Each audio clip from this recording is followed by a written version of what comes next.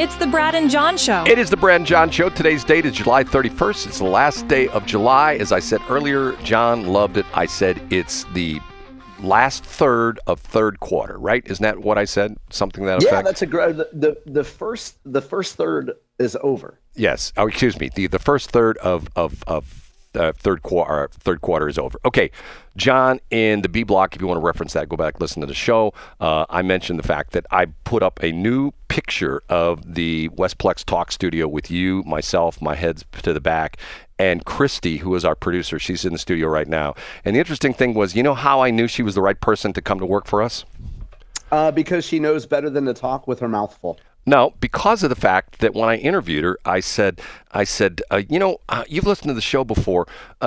Tell me what you think about me. And she looked at me and she said, "What would you do with a brain if you had one?" I thought, you're hired.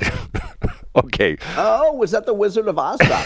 Yes, it was. Nice. I also love in the visual, by the way, I'll point out that never, I don't think in 5 decades on Earth, or at least since childhood, have I ever worn a hat indoors. John, and in this visual, I'm obviously wearing a hat here, so that's creative. Well, see, you've got a super eye, but even some of my radio brethren have commented about they love the new studio and they think it's a real studio. Can you believe, like, what is it about people, Brad, that they'll see something on the internet and think that it's real?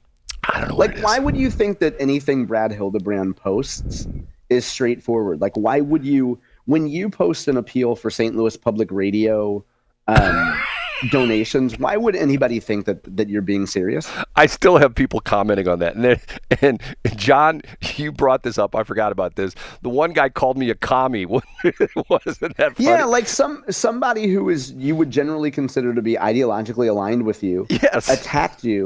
Yes. Like clearly not getting that you're being sarcastic. Right, they didn't get it. Okay, Village of Three Creeks. This is an interesting story because this goes back to your friend Rod Jetton. Now, John, give a thumbnail sketch of who Rod Jetton was and where he's at today, because he works for the state still, doesn't he? No. So Rod was he's from Marble Hill, so he was a county elected official down in the southeast part of the state.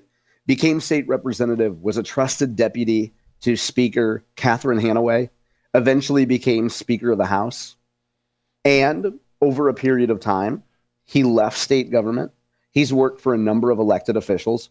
And Brad, you have a story about, I guess was it in the area in which he lived, in which there was some sort of a unique creating of a new government or something? Is that what you're getting at here? Well, no, the point being he's not with DOR anymore. He moved on from that. No, he hasn't. I believe he hasn't been there for a while. Okay. Rod Jetton had a friend who I believe owned some property south of the Lake of the Ozarks. I don't know what county that would be, but someplace down south of the Lake of the Ozarks. And his friend wanted to do some zoning on his property, and he had like a big monstrous area, and he wanted to do some zoning there. I can't remember what it was for.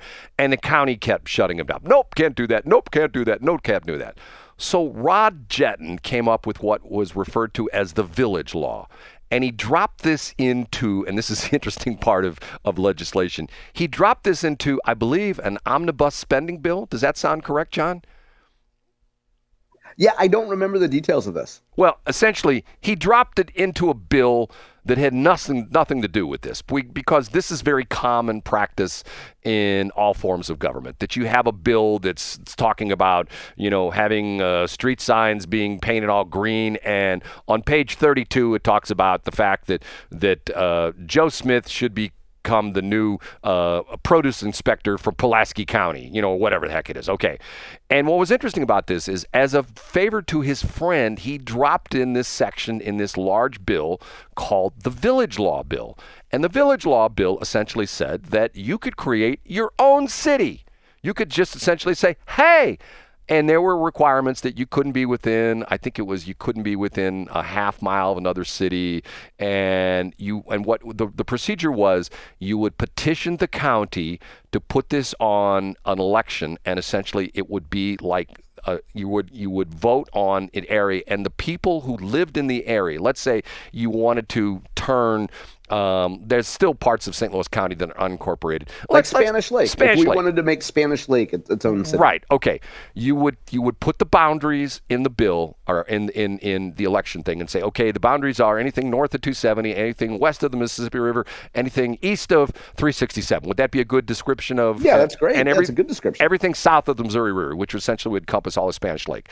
So those people could vote on this. Okay.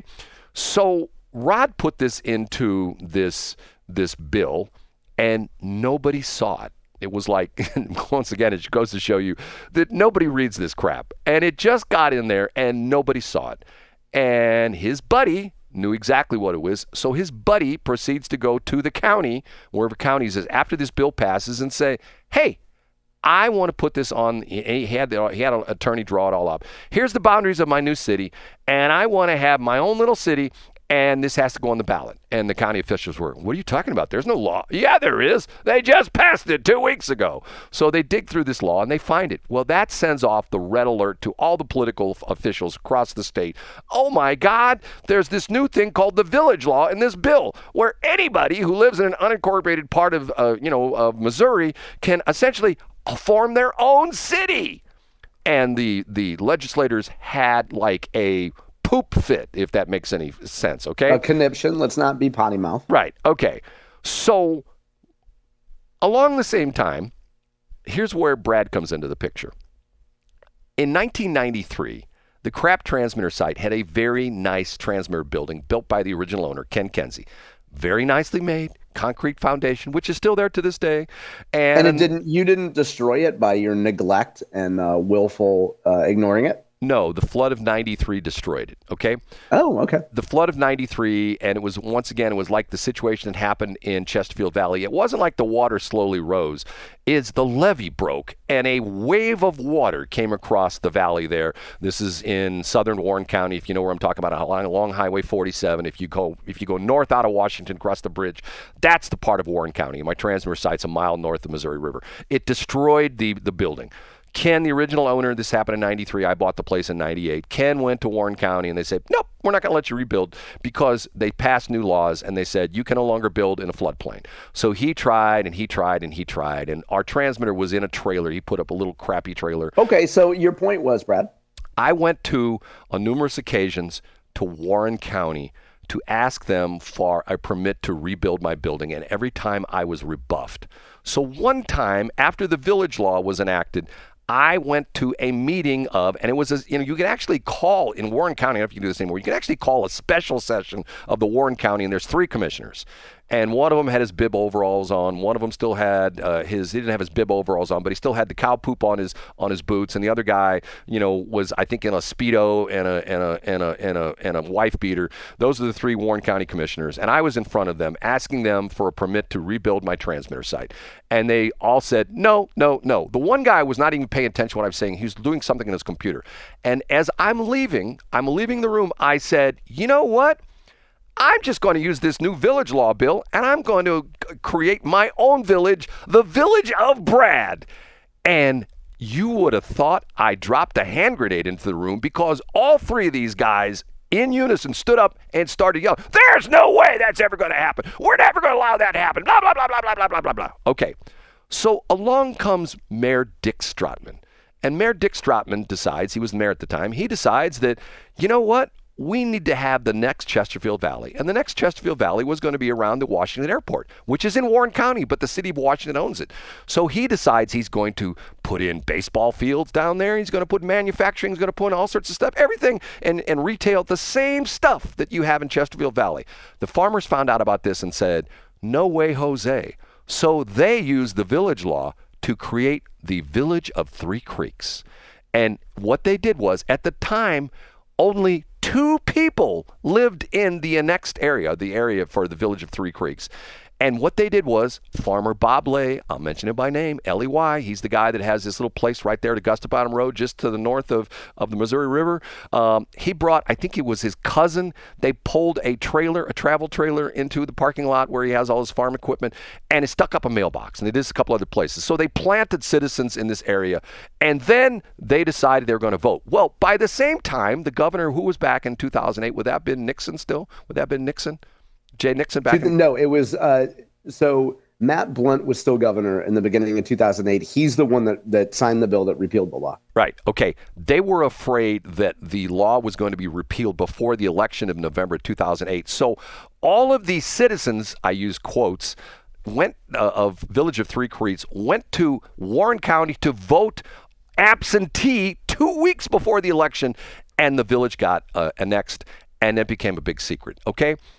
My transmitter site, the crap transmitter site, is an island within the Village of Three Creeks, because if you're not a farmer, they don't want anything to do with you. And later I found out about this, and one of the farmers I ran into at a store in Washington, and normally we'd have a nice conversation. I'd say hi to him, and I said, hey, explain to me what's going on with these Village of Three Creeks. He turned his head, walked away, got in his truck, and drove away and left. It's the biggest secret in the world. Why do I bring this up? Because now two things have happened. There's this guy that goes around the country and finds these crazy little towns that nobody knows about that have population of 3 or 4.